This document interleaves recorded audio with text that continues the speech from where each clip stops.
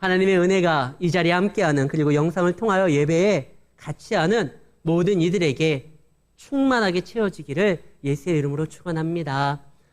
정보통신의 발달로, 교통의 발달로 이제는 마음만 먹으면 어디든 갈 수 있고 무엇이든지 할 수 있는 기회가 열렸습니다. 예전에 한 유명한 기업가는 이런 말을 냈죠. 세상은 넓고 할 일은 많다. 할 일도 많고 이 넓은 세상에서 이제는 마음만 먹으면 얼마든지 그동안 많은 것들을 이루어 놓은 사람들의 업적에 힘입어 그 기술의 발달로요, 통신의 발달로 우리는 많은 기회가 열려 있어요. 그런데 예배는 그 수많이 열려 있는 그 기회를 잡지 못하고 잠깐 일단 멈춰서 하나님 앞에 나오기 때문에 세상에서 보면 어찌 보면 가장 한심스럽고 뭔가 손해보는 그러한 상황이 연출이 됩니다. 얼마나 빠른 세상인데 요즘에는 이 비트코인이나 뭐 가상통화라고 해가지고요, 이걸로 빨리 치고 빠져야지만 돈을 벌기도 해요. 주식도 투자보다 투기에 많이들 몰려있기 때문에 이렇게 한 시간을 온전히 빼가지고 하나님 앞에 드리는, 세상에서 잠시 멈추는 이 시간, 정말 미련스럽게 보일 수도 있어요. 빨리 상황을 보고 치고 빠져야 되는데. 그런데 과연 우리가 하나님 앞에 드리는 이 예배의 시간이 세상에서 손해되고 불리한 구조인지, 성경은 전혀 그렇지 않다라고 이야기를 합니다. 왜 그렇지 않은지 오늘 말씀을 통해서 함께 나누고자 합니다. 오늘 본문에는요, 두 가지 인물이 대조적으로 소개되고 있어요. 하나는 가인이고 하나는 셋입니다. 가인은요, 인간적인 측면에서 보면 영웅적 인물입니다. 우리가 잘 아는 고대 그리스 로마 신화에서 보면은요, 항상 영웅들은 신에게 대항해서, 신에게서 벗어나서 운명에서 자유롭게 무엇인가 행동함으로 큰 업적을 이루는 사람들이 영웅이에요. 거기에서 등장하는 신들은 변덕스럽고, 뭐 제우스 신 같은 경우는 바람도 많이 피고, 오히려 신을 믿지 못하는 그런 존재로 많이 그려져요. 그런 상황에서, 신들이 움직이는 그런 세상에서 인간이요, 자기의 존엄성을 지키고 자기의 어떠한 주체적인 행동을 통해 가지고 어떠한 일들을 이룰 때 그를 영웅이라고 말을 합니다. 가인은요, 하나님에게서 벗어나 하나님과 다른 삶을 살아가면서 얼마든지 살아갈 수 있다는 것을 인간들에게 보여주는 영웅적 모습을 보입니다. 하나님이 이야기를 했어요. 너가 죄를 범하였음에 이제 그 땅이 너를 저주함으로 인해서 너가 과거와처럼 뭐 씨를 뿌릴 때 네가 원하는 만큼 수확을 얻지는 못할 것이다. 너는 방황하는 사람이 될 것이다. 그러나 너에게 내가 표를 주겠다. 기회를 주겠다. 그리고 아담에게 허락했었던 그 여인의 후손으로 인해서 구원받는다라는 그 약속은 여전히 유효하니 너는 그 약속을 붙들고 살아가야 된다. 근데 가인이요, 하나님을 떠나요. 오늘 본문 말씀에 보면 16절, 가인이 여호와 앞을 떠나서 하나님은 한 번도 괘씸하니까 내 눈에서 당장 사라져라, 나를 떠나라, 이 말씀하신 적이 없어요. 단지 그가 죄를 범하였음에 그 죄에 따른 책임을 지고 대신 내가 너에게 약속을 주니까 이제 과거보다 훨씬 더 수고하고 애쓰면서 땅을 견작하면서 하나님 안에서 약속을 붙들고 나아가면 너에게 다시 한번 기회를 주겠다, 이 말씀하신 건데, 가인은요, 아이 됐습니다 하나님, 저에게 그렇게 행동하신다고 하면 저도 나름대로 생각이 있습니다. 하나님이 주시는 기회, 그거 바라보면서 내 시간을 낭비하고 싶지 않습니다. 하나님의 은혜를 주지 않는다고 하면, 축복을 주지 않는다고 하면 내가 만들면 되고 내가 찾으면 되지, 굳이 당신의 손을 빌리지 않겠습니다. 16절에 가인은 떠나요. 그리스 로마 신화에서 등장하는 신들은 변덕스럽고 무엇인가 문제가 있지만 하나님은요, 완전하신 분이에요. 거룩하신 분이에요. 존귀하신 분이에요. 우리가 그분을 떠나서 어떤 업적을 이루어서 영웅적인 삶을 살아간다? 성경에서는 그것이 인정되지가 않아요. 왜냐하면 하나님을 떠나서 살 수 없는 존재가 우리거든요. 근데 가인은 떠납니다. 그리고 자신만의 성을 쌓고 거기에서 자기가 하고 싶은 모든 것들을 감당하면서 살아가요. 그리고 쭉 시간이 흐른 다음에 가인의 오대손이 바로 라멕입니다. 이 라멕이요, 대단한 인물이에요. 그는 처음으로 아내를 2명을 둡니다. 지금은 아내를 2명을 둬도 문제가 되지 않는 그러한 문화권도 있어요. 중동에서는 일부 다처제예요. 미국에서도요, 유타주에 그 몰몬교도들이 살아가고 있는데요. 그들도 일부 다처제예요. 라멕은 아내를 2명 뒀지만 어떤 사람들은요, 막 66번째 아내 막 그렇게도 되고, 저기 아랍의 왕족들은 수많은 아내들을 두고 있어요. 그러나 누가 먼저 이 일을 시작했느냐가 중요합니다. 라멕이 먼저 했어요. 창조 질서를 파괴하는 거예요. 하나님께서 분명히 남자와 여자가 연합하여 하나가 되고 한 몸을 이룬다고 했는데 2명의 아내를 둔 거예요. 인간이 욕심대로 욕망대로 살아가도 전혀 문제되지 않다. 괜찮다라는 것을 처음으로 시도하고 보여준 사람이 바로 라멕입니다. 근데 그 아내들이 아다와 실라인데요. 그 자녀들이 또 대단해요. 아다라는 아내를 통해서 유발과 야발이라는 자녀들을 낳습니다. 이 야발은요, 목축업을 해요. 그동안 아벨도 양을 키웠잖아요. 근데 그냥 양 몇 마리 키우는 정도예요. 근데 야발은요, 목축업을 크게 사업을 일구는 사람입니다. 대단한 사람이에요. 그리고 그의 또 다른 아들 이름이 유발입니다. 유발은 퉁소 짓는 그 악기를 다루는 사람들의 조상이에요. 음악을 만든 사람이에요. 인류에게 큰 공헌을 한 사람들이죠. 야발도 유발도. 그리고 실라라는 아내를 통해서 두발가인을 낳는데 이 두발가인은요, 대장장이에요. 여러 가지 기구를, 도구를 만들었어요. 인류에게 많은 도움을 주는 그런 기구들을 만든 겁니다. 우리가 잘 아는 그 유명하다고 하는 옆집 남편, 친구 아들이 바로 이 라멕이고 라멕의 자녀들이에요. 오늘날로 말로 하면은 저기 전남대에 농대를 막 수석으로 졸업해서 크게 농사도 짓고 목축도 하는 줄리어드 음대에서 그 음악 학사 그런 걸 받아와가지고 음악을 장려하는 MIT 공대에서 무엇인가 기발한 것을 만드는 이 라멕의 자녀들이 그런 사람들이에요. 음악도 하고 큰 사업도 벌리고 도구도 만들고 정말 누구나 부러워하는 그런 집안입니다. 야, 저 남편은 아내도 2씩이나 데리고 살고 그 자녀들은 복을 받아가지고 큰 사업도 일구고 음악도 할 줄 알고 학교에서도 잘 나간다고 하고 사회에서도 모든 사람들이 부러워할 만한 그러한 것들을 손에다가 쥡니다. 뿐만 아니라 인류에다가 많은 공헌들을 하고 영웅이라는 말을 듣습니다. 그러나 부러워하지 마세요. 그들이 이루었던 모든 것들은요, 하나님과 상관없이 이룬, 분명히 성경에서 뭐라고 되어 있죠? 내 말을 따라 집을 짓는 자는 반석 위에 집을 짓는 것지만 말씀을 따라 하나님과 상관없이 짓는 것은 모래성에 짓는 거기 때문에 쉬 사라지기 쉽습니다. 비록 가인도 라멕도 그의 자녀들도 많은 일들을 감당했지만 하나님과는 상관이 없어요. 그들은 성공한 범법자들이에요. 많은 업적을 이룬 살인자들이에요. 하나님의 뜻에 어긋나는 것이 죄입니다.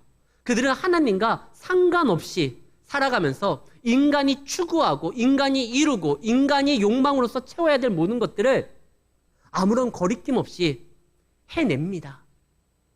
어찌 보면 사회에서 성공했기 때문에 부러울 수도 있지만 그건 부러운 게 아니에요. 그들이 쌓아올린 것 어느 순간에 무너질 수 있습니다. 비록 가인이 성을 짓지만 그는 한평생 성에 갇혀 살다가 죽임을 당합니다. 라멕도 많은 것을 이루었지만 나중에 라멕이요, 자기 아내들에게 이런 말을 해요. 내 아내들이요, 들으라. 내가 사람을 죽였다. 그래서 이것 때문에 겁이 난다. 그 옛날 우리의 할아버지 가인을 죽이는 자는 그 벌이 7배라고 했는데 나를 죽이는 자는 그 벌이 77배나 될 것이다. 이건 자기 말이에요. 하나님이 가인에게는 또 다른 살인의 범죄가 일어나지 않기 위해서 그를 죽이지 말라고 표를 준 거고 그에게 약속을 준 건데 라멕은요, 자기가 그냥 욕심에 따라 사람들을 죽여놓고 이게 두려우니까 나 죽이는 사람, 나 건드리는 사람 내가 가만두지 않을 거야. 그냥 자기가 그냥 거기에 대해서 자기의 바람을 얘기할 뿐이지 이대로 이루어지는 거 아니에요. 이런 사람들이 있어요.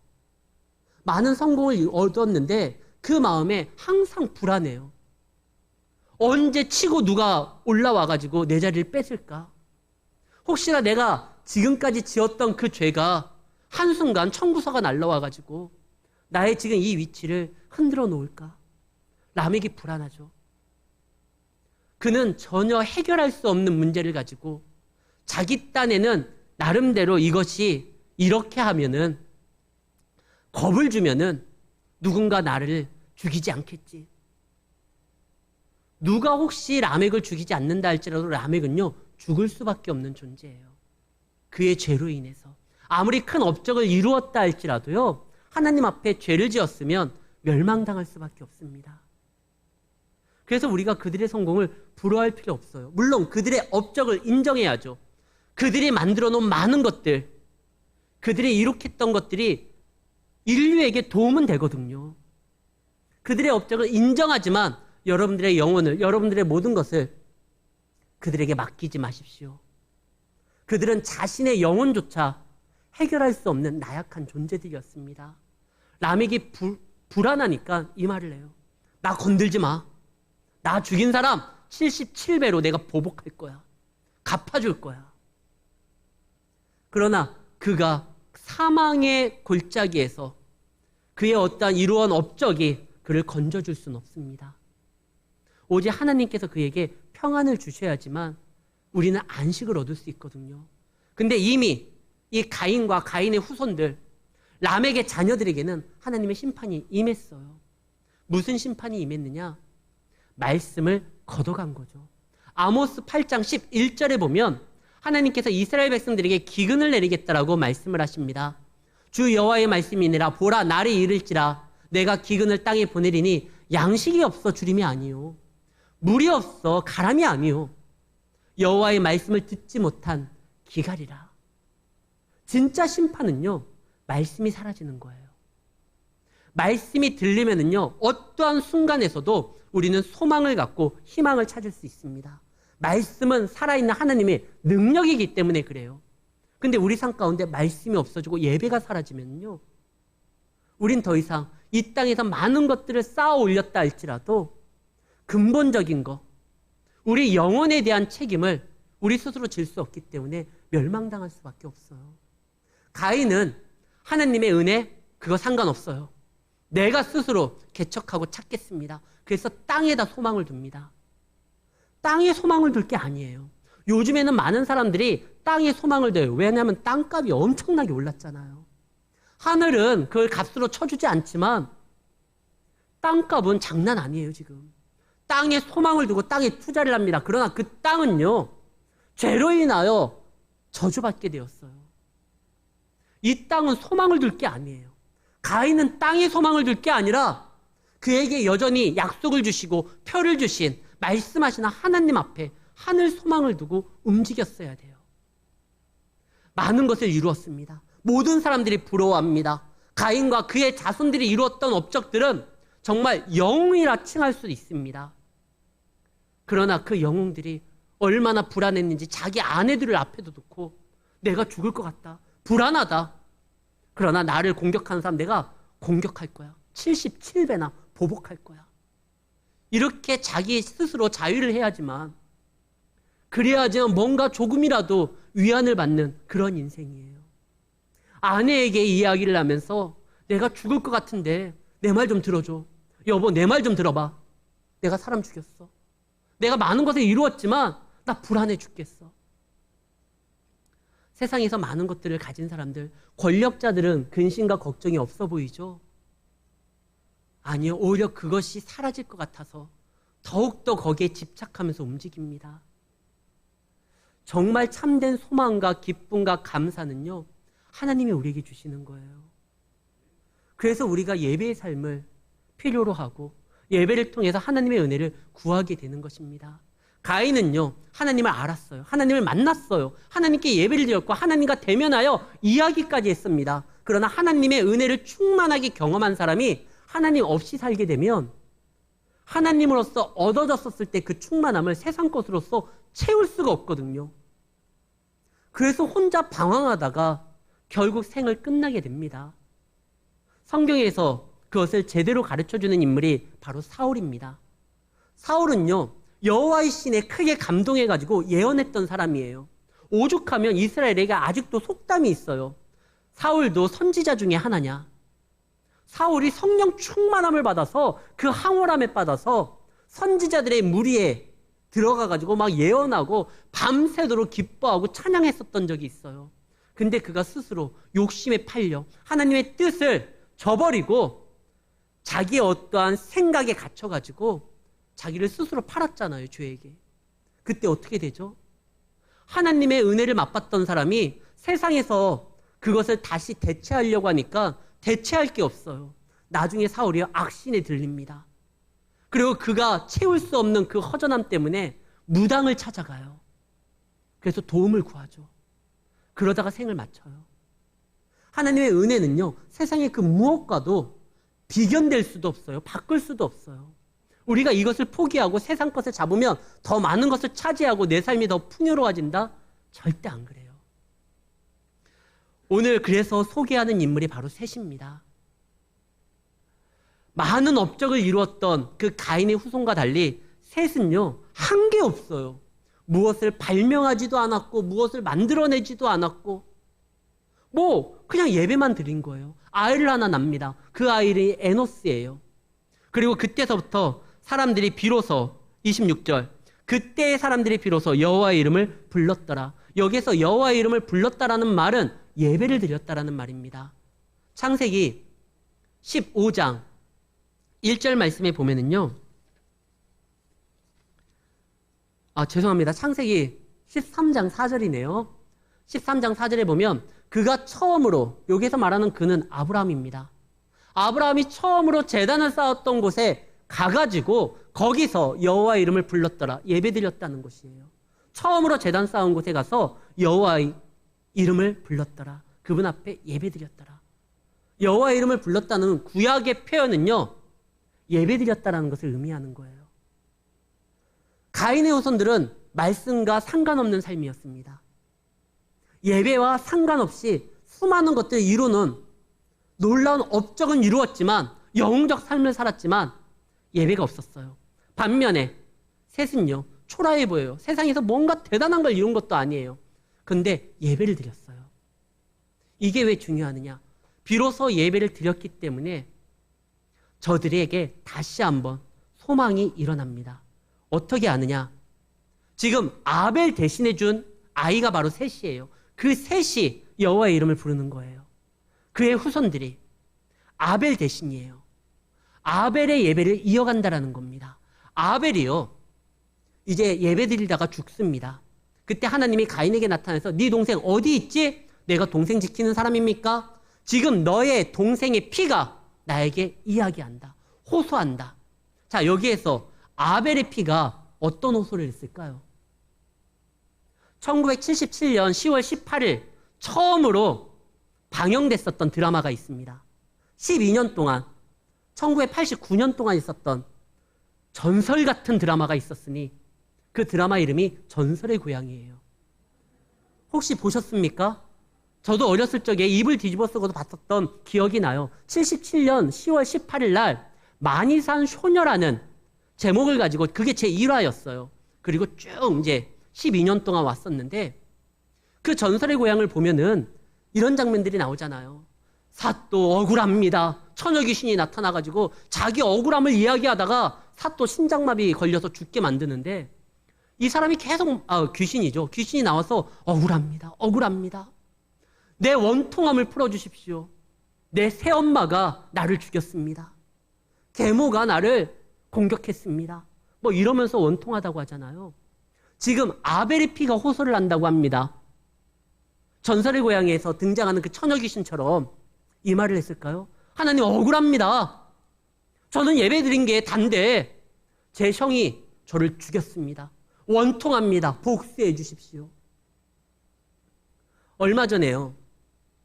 그 유력 대선 주자로서 이렇게 이름이 거론되는 어떤 분의 그 가족묘가 좀 회파된 기사가 났어요. 거기 칼이 꽂혀 있고 여인의 긴 머리가 이렇게 발견됐어요. 아마 누군가가 이 저주의 주술을 했었던 것으로서 의심이 되는 상황이에요.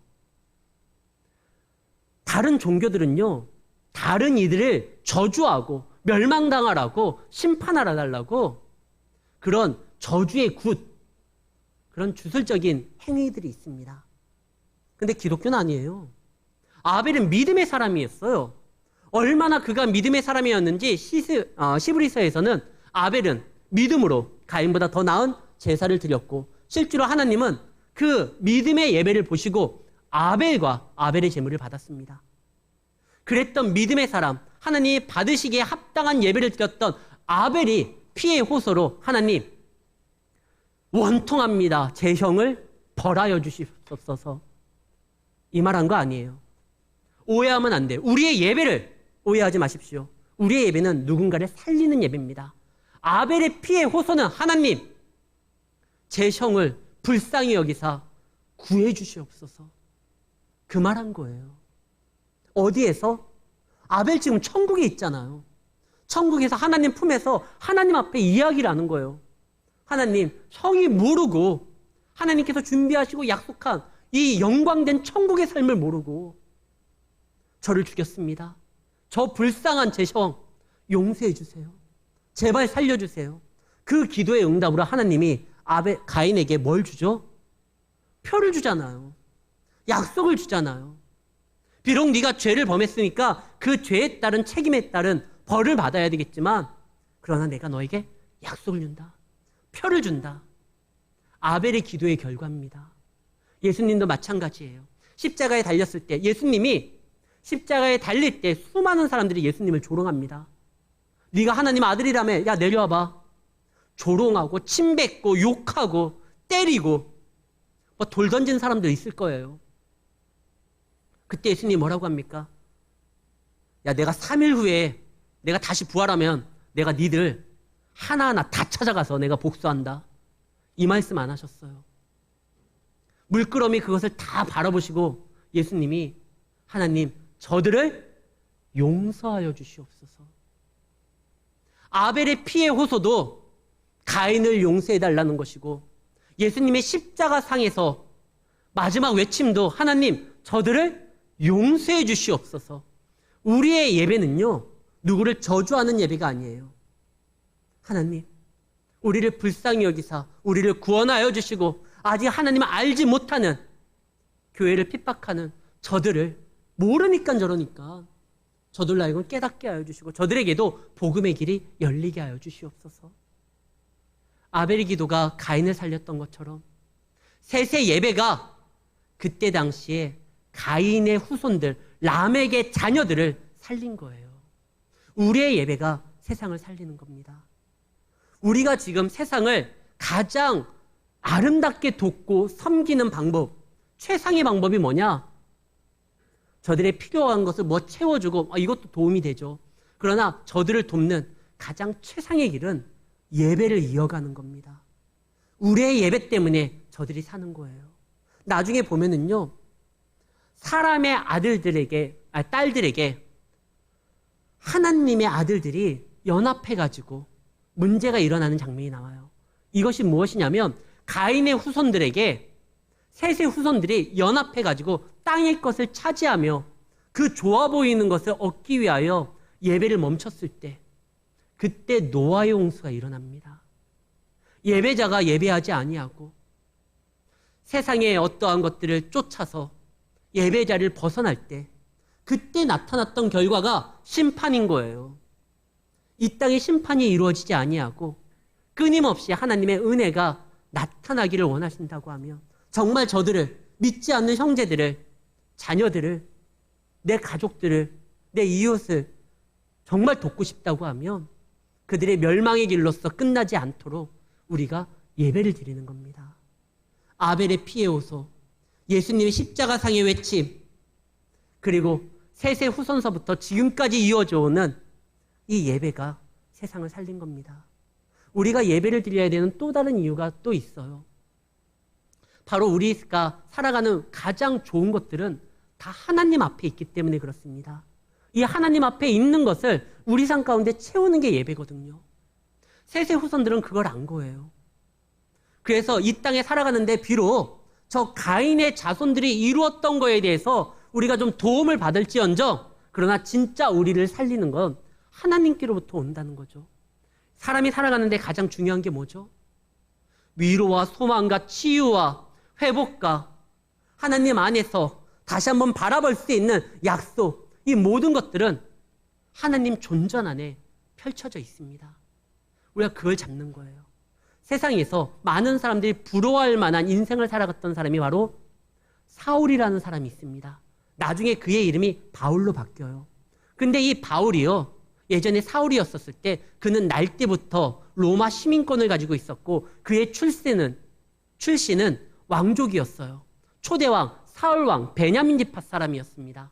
그는 최고의 학위를 가지고 있었고 나름대로 수많은 사람들을 설득시킬 수 있는 영향력 있는 정치인이었습니다. 근데 예수님을 만나고 보니까 어떻게 됐느냐? 다 쓸데없다는 거예요. 주님께서 주시는 것이 얼마나 더 귀한지 내가 이것을 주님이 주신 은혜를 잡는 데 있어서 이것이 만약에 문제가 된다고 하면 나 이거 배설물처럼 버리겠다. 여러분들 화장실 갔다가 배설물을 어떻게 합니까? 너무나 귀하고 아껴서 집에 가져가지 않잖아요. 물 내리잖아요. 하나님의 은혜와 비교하니까 이거 아무것도 아니라는 거예요. 그러면서 이 사도 바울이 이런 말을 합니다. 빌립보서 4장 13절. 내게 능력 주시는 자 안에서 내가 모든 거 할 수 있다. 이제 뭐 거칠 게 없다. 왜? 문제가 사라져서? 아니에요. 이 말을 했을 때 사도 바울이 어디에 있었느냐? 감옥에 있습니다. 문제가 없기 때문에 내가 모든 것을 할 수 있다가 아니라 문제는 산적해 있고 문제 가운데 빠져 있어요. 감옥에 있어요. 그러나 내가 주님께서 함께하면 이건 더 이상 문제가 되지 않는다. 감당할 수 있으니까. 내가 복음을 전하는데 비록 갇혀 있으면 아니 성경을 기록해가지고 말씀을 증거하면 되고 간소와 죄수들에게 복음을 전하면 되고 주님께서 나에게 함께 하시니까 내게 능력 주시는 자 안에서 내가 모든 거 할 수 있다. 사도 바울이 그렇게 고백을 합니다. 우리가 예배드리는 건 그 하나님의 능력을 우리 삶 가운데 끌어오는 거예요. 가져오는 거예요. 하나님께서 우리에게 그것을 약속해 줬습니다. 여러분들 하나님을 위해서 살아가는 데 있어서 세상에 손해보는 거 아까워하지 마십시오. 마태복음 5장 12절에 예수님께서 이렇게 말씀을 하십니다. 기뻐하고 즐거워하라. 비록 너희가 하나님의 말씀대로 살아갈 때 핍박이 오나 기뻐하고 즐거워하라. 너희의 상이 큼이라. 선지자들도 이것을 알고 박해를 받는데 두려워하지 않았다. 예수님이 약속을 합니다. 우리가 주를 위하여 살아가는데 하나님의 자녀로서 헌신되는데 세상적으로 손해보는 거, 이 한 시간 세상에 나아가서 일을 한다고 하면 보다 많은 것을 차지할 수도 있겠지만 우리가 드리는 이 예배의 한 시간이 세상을 한 시간 더 연장시켰어요. 우리가 예배 드림으로 인하여 심판이 우리의 예배를 받으시는 하나님으로 인해서 다시 유예가 됩니다. 그리고 저들에게 다시 한번 기회를 주는 거예요. 저들에게 기회를 주기 위해서 우리는 하나님 앞에 예배를 드리니까 그만큼 세상적으로 손해 아닙니까? 아니라고 말씀합니다. 기뻐해라. 너희의 상이 큼이라. 하나님께서는 째째한 분이 아니에요. 그분께서 한번 바라시면 우리의 모든 상황을 뒤집어 놓는 역사함으로써 임하시는 분입니다. 그분이 말씀하시는 거예요. 너의 상이 큼이라. 우리가 예배를 드리는 이 순간 세상 사람들은 한심해 보이겠지만 나중에 알게 될 거예요. 그때 저들이 예배를 드려서 우리가 이 땅에서 살아갈 수 있었고 숨 쉴 수 있었구나. 인정한 날이 반드시 오게 됩니다. 사랑하는 성도 여러분, 우리의 예배가 우리의 가정을 살리고 우리의 이웃을 살리고 우리가 사는 세상을 살리고 내 자녀를 살리고 다시 한번 그들에게 기회를 준다는 것을 기억하시기를 바랍니다. 셋이 이름을 짓죠. 에노스, 아들의 이름입니다. 에노스의 이름의 뜻은 죽을 수밖에 없는 존재라는 거예요. 죽을 수밖에 없는 존재가 영원한 생명의 삶으로서 이어나가는 유일한 방법, 여호와의 이름을 부르며 예배로서 나아가는 것입니다. 잘 오셨어요. 여러분들의 예배가 여러분들의 영혼을 살릴 뿐만 아니라 많은 이들에게 은혜의 기회를 줬다라는 그것을 기억하시고 예배를 멈추지 마시고 예배를 통해서 또한 임하게 되는 하나님의 능력을 나의 삶 가운데 채우면서 세상에서도 승리하는 성도님들이 되시기를 예수의 이름으로 축원합니다.